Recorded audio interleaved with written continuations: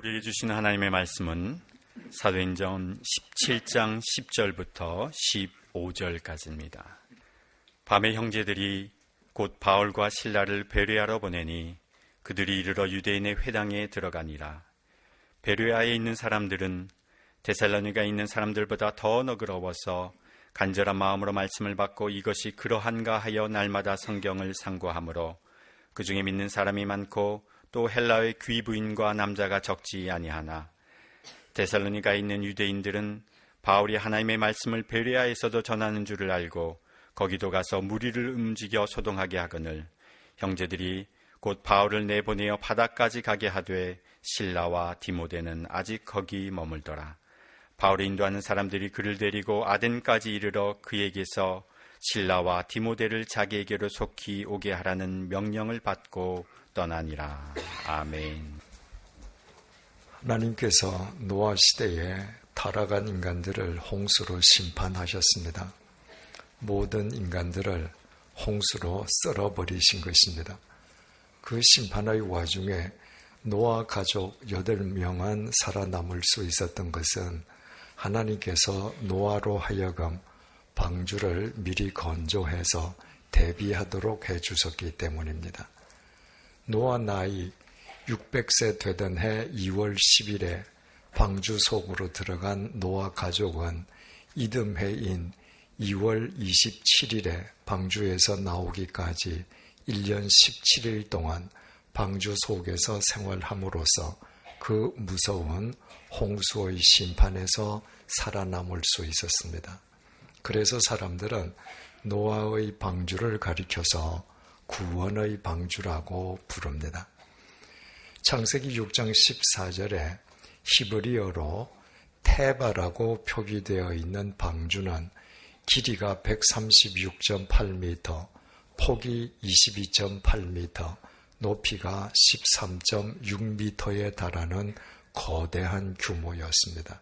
그래서 사람들은 노아의 방주 하면 일단 축구장보다 더 거대한 규모를 연상합니다. 그러나 반드시 규모가 거대해야만 구원의 방주가 되는 것은 아닙니다.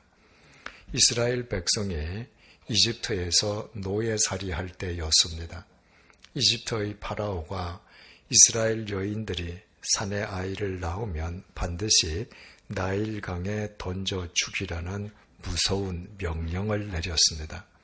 그러나 젊은 부부 아므람과 요게벳은 사내 아이를 얻자 3달 동안 아이를 숨겨서 키웠습니다. 더 이상 아이를 숨기는 것이 불가능하게 되자 그 젊은 부부는 갈대로 상자를 엮은 뒤에 역청과 나무 진으로 방수 처리를 해서 그 속에 아이를 넣고 그 갈대 상자를 나일강 갈대 숲 사이에 내려놓았습니다.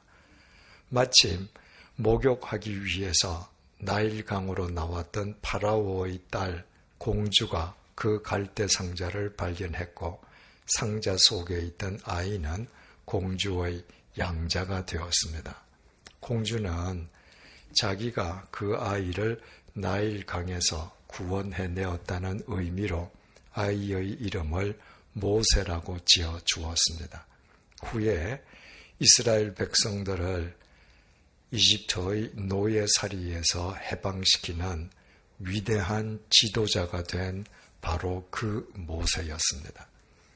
출애굽기 2장 3절은 모세의 부모가 3달 된 모세를 살리기 위해서 갈대로 엮어 만들어서 그 속에 아이를 넣고 나일강 갈대 숲 사이에 내려두었던 바로 그 갈대 상자를 히브리어로 테바라고 표기하고 있습니다. 노아의 방주를 일컫는 테바와 정확하게 동일한 테바입니다. 축구장보다 더 거대한 노아의 방주에 비교한다면 고작 3달 된 어린이를 위한 작은 갈대 상자는 방주라고 부르는 것 자체가 민망할 정도입니다. 그러나 성경은 분명히 모세의 방주도, 노아의 방주도, 모세의 갈대 상자도 구별 없이 모두 테바라고 기록하고 있습니다. 삼명자반을 통해서 공부한 것처럼 테바의 특징은 재질이나 규모에 있는 것이 아니라 동력이 없다는 데 있기 때문입니다. 노아의 방주에도 모세의 갈대 상자에도 자체 동력이 없었습니다. 방주나 갈대 속에 있는 사람이 진로, 방향, 속도 등을 결정할 수 없었습니다.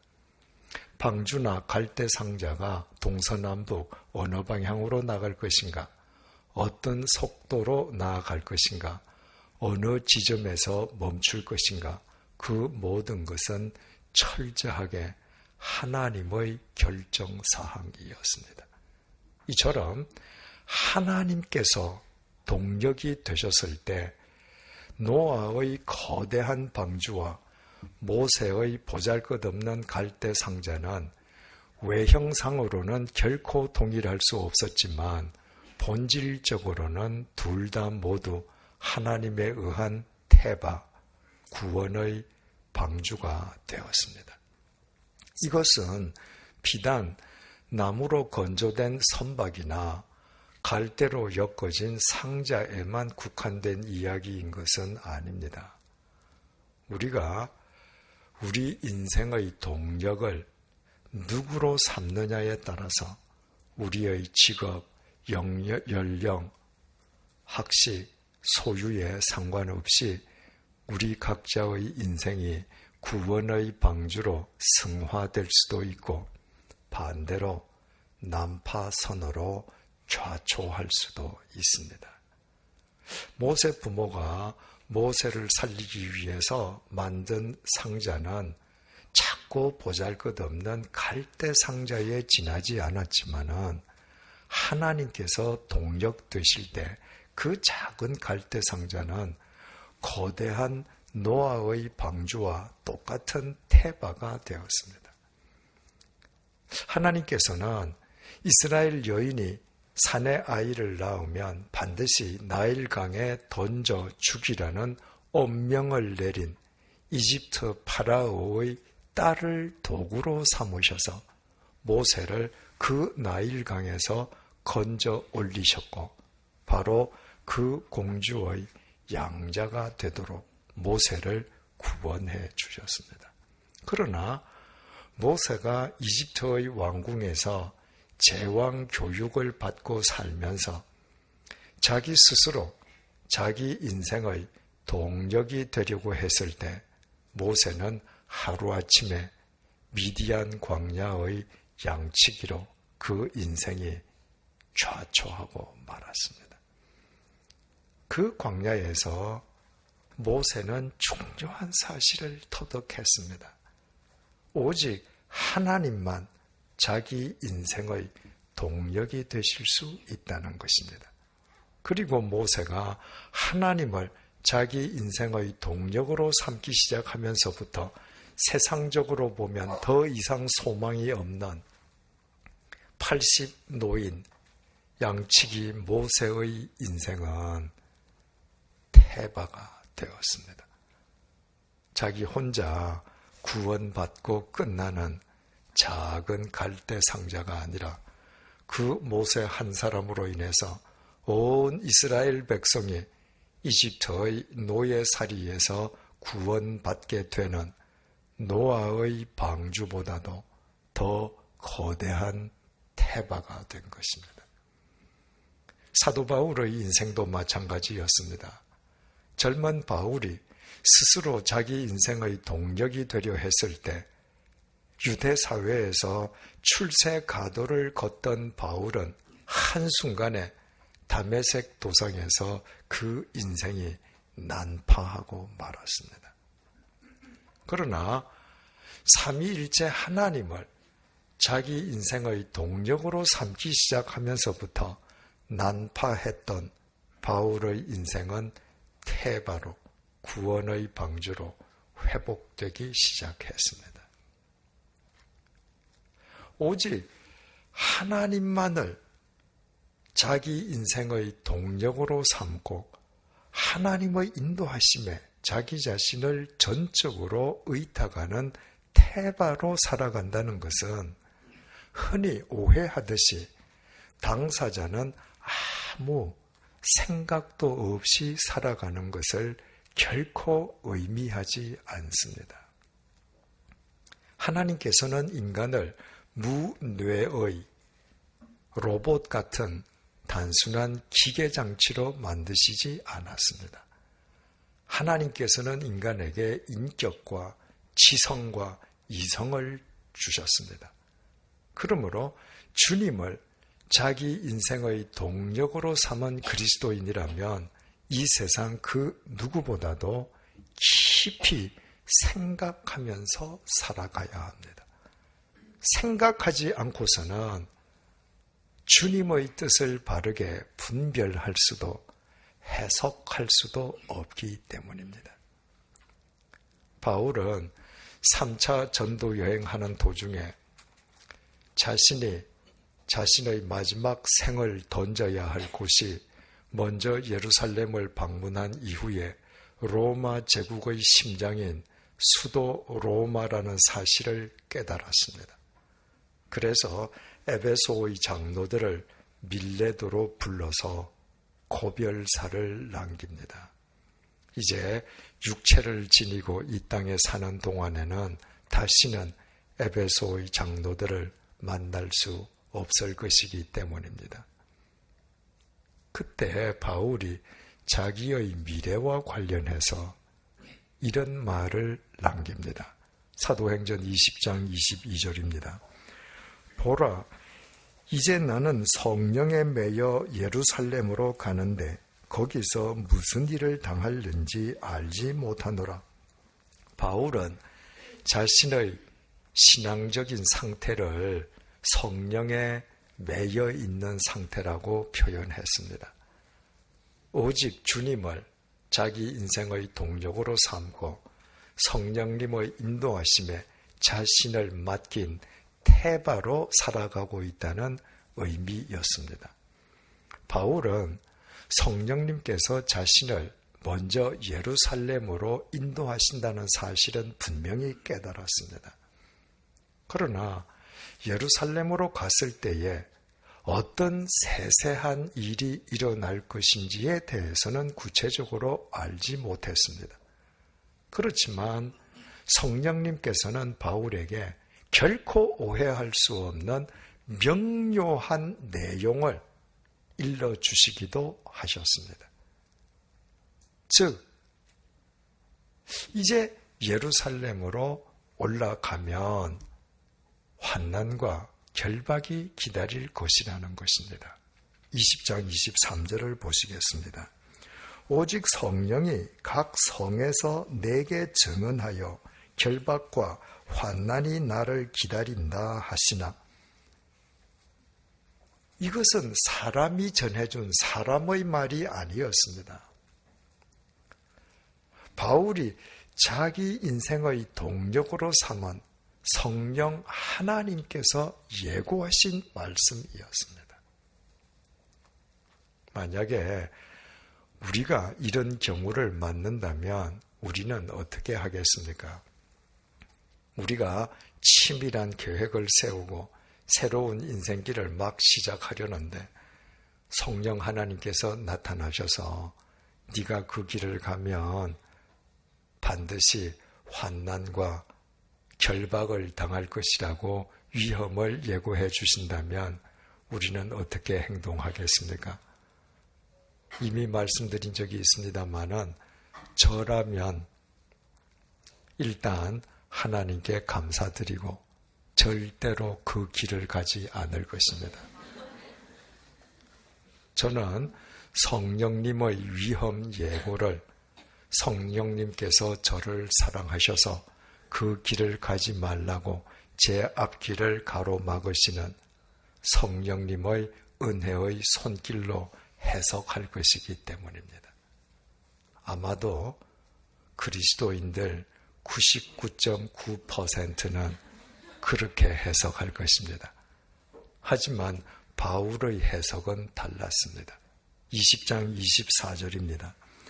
내가 달려갈 길과 주 예수께 받은 사명, 곧 하나님의 은혜의 복음을 증언하는 일을 마치려 하면은 나의 생명조차 조금도 귀한 것으로 여기지 아니하노라.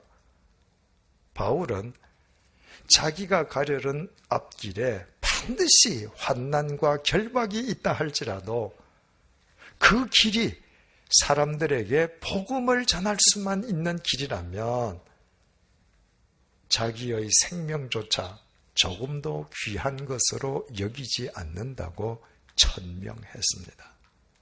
바울은 성령 하나님의 위험 예고를 자기 자신의 앞길을 가로막아 주시는 은혜의 손길이라고 해석한 것이 아니라 그럼에도 불구하고 자신이 반드시 그 길을 가야 한다고 명령하시는 것으로 해석한 것입니다. 바울아, 네가 지금부터 가려는 길은 절대로 편안함과 안락함이 보장된 길이 아니다.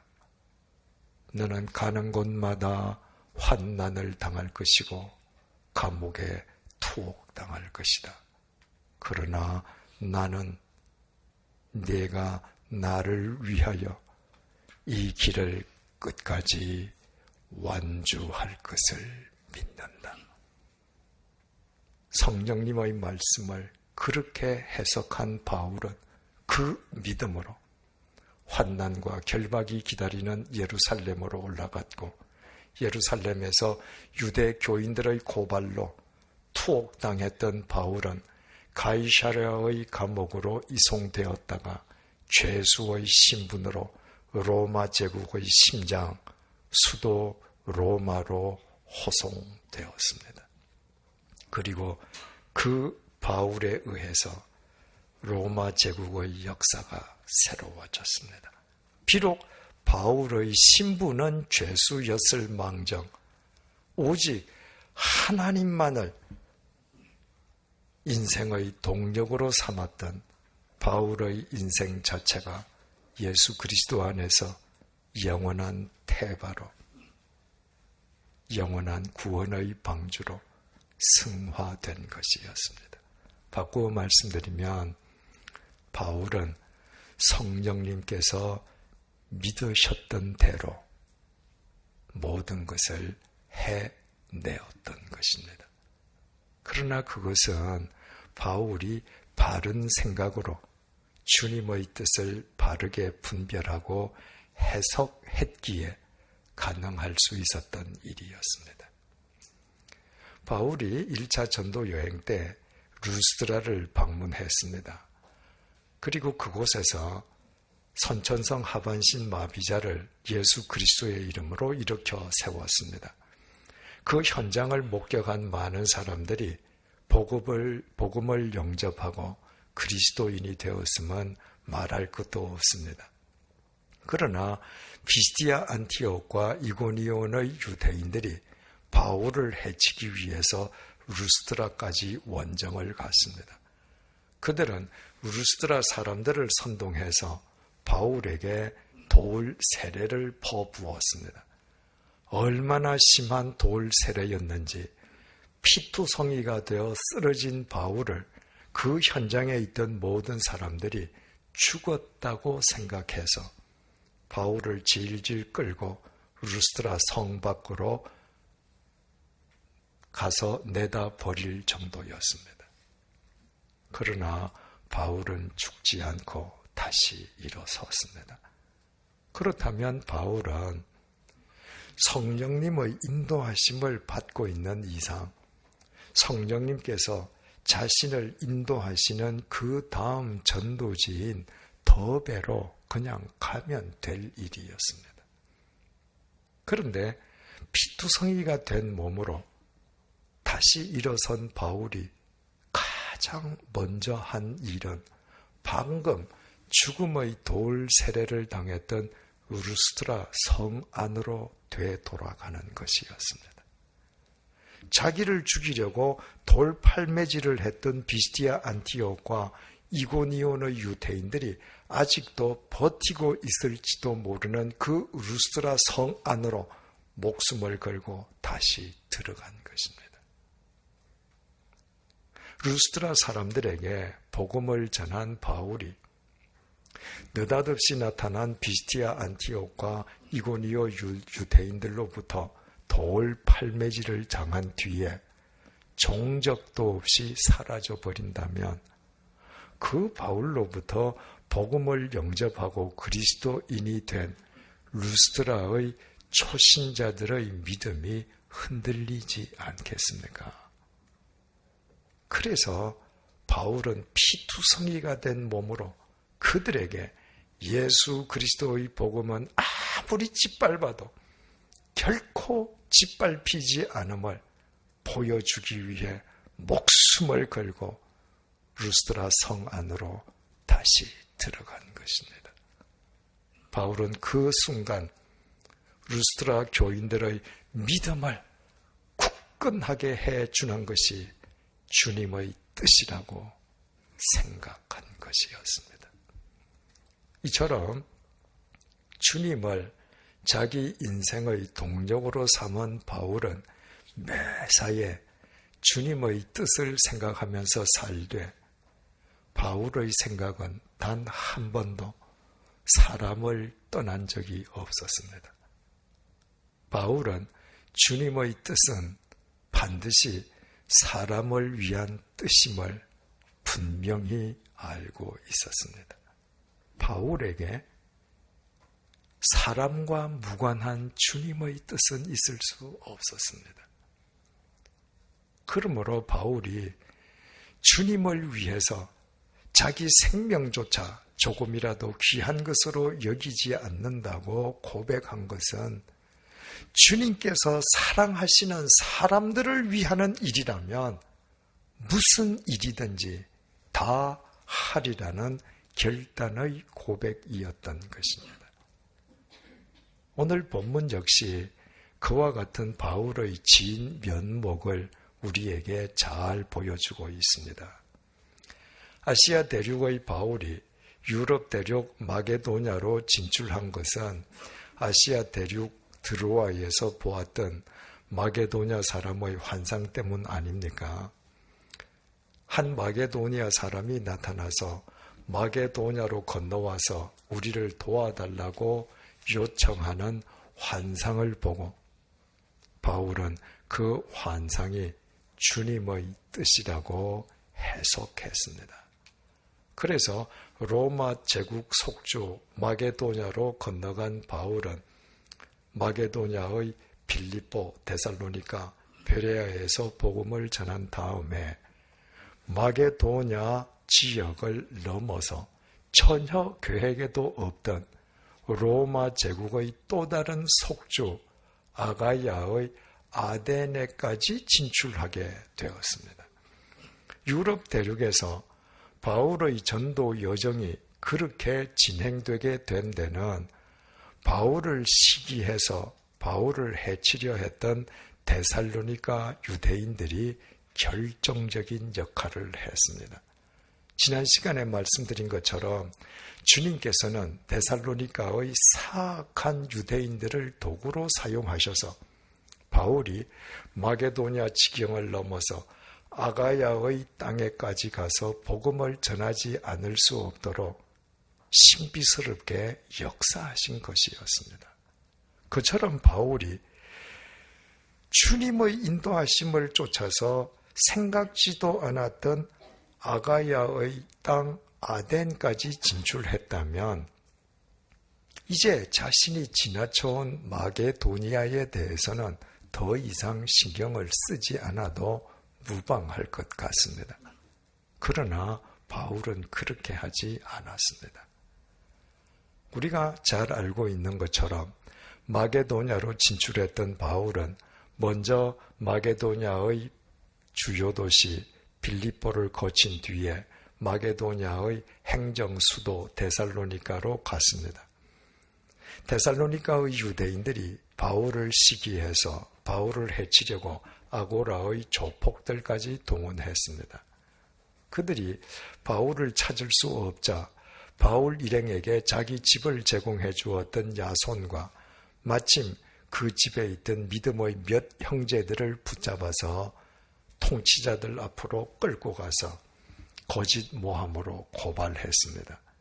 데살로니가의 통치자들은 그들로부터 다시는 바울과 상종하지 않겠으며 만약 바울이 다시 나타난다면 반드시 신고하겠다는 식의 서약서를 받고서야 그들을 풀어주었습니다. 데살로니가의 믿음의 형제들은 한밤중에 바울 일행을 데살로니가에서 사흘길 떨어져 있는 베레아로 급히 피신시켰습니다. 그러나 바울이 베레아에 나타나서 복음을 전한다는 소식을 접한 데살로니가의 유대인들은 사흘 길을 거쳐서 바울을 해치기 위해 베레아를 덮쳤습니다. 그들이 얼마나 살기 등등했던지 베레아의 믿음의 형제들이 급히 바울을 항구로 피신시켰습니다. 그 상황을 본문 14절이 밝혀줍니다. 형제들이 곧 바울을 내보내어 바다까지 가게 하되 실라와 디모데는 아직 거기 머물더라. 그 급박한 상황 속에서 베레아 믿음의 형제들의 안내를 받아서 항구로 피신하면서도 바울은 이상하게도 자기 일행 실라와 디모데를 동행하지 않고 그들은 베레아에 그대로 머물도록 했습니다. 15절입니다.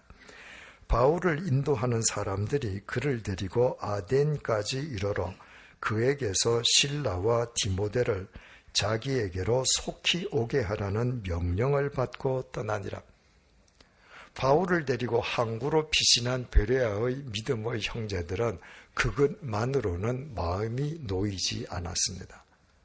그들은 아예 항구에서 바울과 함께 배를 타고 베레아에서 320km 떨어져 있는 아가야의 아덴까지 바울을 데려다 주었습니다.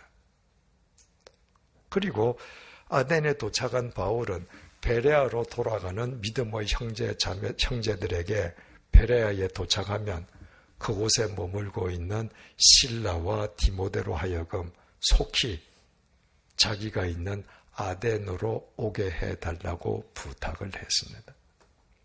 왜 바울은 베레아를 피신할 때 일행 실라, 디모데와 함께 아덴으로 피신하지 않고 잠시 동안 그들을 베레아에 머물게 했겠습니까?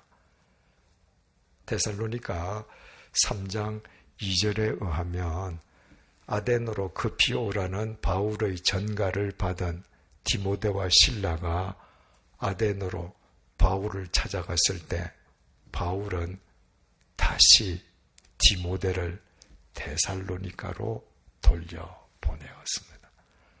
바울이 실라와 디모데를 베레아에 잠시 동안 머물게 한 것은 자신이 베레아를 떠난 뒤에 마게도냐의 그리스도인들에게 어떤 일이 일어나는지, 어떤 상황이 전개되는지를 확인하기 위함이었던 것입니다. 베레아에서 아덴까지는 320km라고 했습니다. 당시 선박으로는 나흘 길이었습니다. 바울이 베레아의 믿음의 형제들과 함께 아덴에 가서 도착하기 위해서는 나흘이 필요합니다. 아덴에서 바울과 작별한 베레아의 믿음의 형제들이 다시 베레아로 돌아가는 데에 나흘이 필요합니다. 바울로부터 급히 아덴으로 돌아오라는 전가를 받은 실라와 디모데가 아덴의 바울에게 가기 위해서는 또다시 나흘이 필요합니다. 객지 아덴에 처음으로 도착한 바울은 최소한 8일 동안 홀로 숙식을 해결해야 하는 불편을 감수하면서도 자신이 이미 떠나온 마게도냐의 그리스도인들을 위해서 자신의 동역자인 실라와 디모데를 베레아에 잠시 머물게 한 것이었습니다. 바울을 집요하게 해치려고 했던 사람들은 데살로니가의 유대인들이었습니다. 그들은 바울을 해치기 위해서 사흘 길인 베레아까지 덮쳤지만 거기에서도 바울을 붙잡지 못해 빈손으로 데살로니가로 되돌아가야만 했습니다. 그러므로 그들은 바울로부터 복음을 영접한 데살로니가의 그리스도인들에 대한 큰 적개심을 품고 있었습니다. 만약 그 상태로 내버려둔다면 데살로니가의 그리스도인들이나 베레아의 그리스도인들의 믿음이 흔들릴 것은 불을 보듯이 뻔했습니다. 그 모든 상황 보고를 접한 바울은 데살로니가전서 2장 18절에 의하면 자신이 2번이나 직접 다시 데살로니가로 되돌아가려고 했습니다. 그러나 바울 자신이 데살로니가로 되돌아간다면 바울과는 다시는 상종도 하지 않겠고 바울이 다시 나타나면 반드시 신고하겠다는 식의 서약서를 쓰고 풀려난 데살로니가의 믿음의 형제들이 공경에 빠질 것이 분명했습니다. 그래서 바울은 자기 대신에 디모데를 데살로니가로 다시 보내었습니다. 데살로니가 그리스도인들, 그 초신자들의 믿음을 견고하게 세워주기 위함이었습니다. 이미 말씀드린 것처럼 바울이 주님의 인도하심을 쫓아 아가야 땅 아덴으로 넘어간 이상 자신이 떠나온 마게도니아 사람들에게 더 이상 신경 쓰지 않아도 누구도 바울을 비난할 사람은 없었습니다. 그러나 바울은 몸은 마게도니아에서 나왔지만 그러나 그 마게도니아에서 자기에게 복음을 영접한 그리스도인들을 위해서 자신이 할 수 있는 모든 일을 다 했습니다. 그 이후에 바울이 빌립보 교인들에게, 데살로니가 교인들에게 편지를 써 보낸 것 역시 마게도니아 그리스도인들을 끝까지 책임지기 위함이었습니다. 그것이 자기 몸은 비록 마게도냐를 떠났을 망정 주님의 뜻이라고 바울은 생각하고 믿었던 것입니다. 그 바울의 인생이 예수 그리스도 안에서 뭇 사람을 살리는 영원한 태바, 영원한 구원의 방주로 영원히 세움받았으면 조금도 이상한 일일 수 없습니다. 마게도냐가 배출한 인물들 가운데에 역사적으로 가장 유명한 사람은 마게도냐 왕 필립 2세와 그의 아들 알렉산더 대왕입니다. 바울이 본문 속에서 방문했던 베레아 근처에서 1977년에 필립 2세의 무덤이 발굴되었습니다. 신장 160cm의 해골에는 칼에 찔린 자국이 있었습니다. 필립 2세가 믿었던 최측근 경호원의 칼에 맞아서 암살당할 때 생긴 칼자국이었습니다. 필립 2세는 스스로 자기 인생의 동력이 되어 승승장구하는 것처럼 보였지만 자신이 믿었던 가장 최측근의 칼에 맞아 하루아침에 그 인생이 난파하고 말았습니다. 필립 2세가 암살당한 뒤에는 나중에 알렉산더 대왕이라고 불리는 그의 아들 알렉산더 3세가 왕위를 이어받았습니다. 알렉산더는 살아있는 동안에 자기 아버지를 암살한 배후자가 자기 자신이라는 혐의로부터 자유롭지 못했습니다. 알렉산더는 발칸 반도에서부터 시작해서 소아시아 반도, 이집트와 팔레스타인, 바벨론과 페르시아를 거쳐서 인도 서북부에 이르기까지 거대한 헬라 제국을 단기간 내에 건설했습니다. 그러나 그 역시 스스로 자기 인생의 동력이 되었다가 불과 33세의 나이에 바벨론에서 난파선으로 객사하고 말았습니다. 알렉산더는 데살로니가에서 39km 떨어져 있는 펠라에서 태어났습니다. 그래서 2300년이 지난 오늘날까지도 데살로니가 사람들은 알렉산더가 자기 지역 출신이라는 자부심을 지니고 있습니다.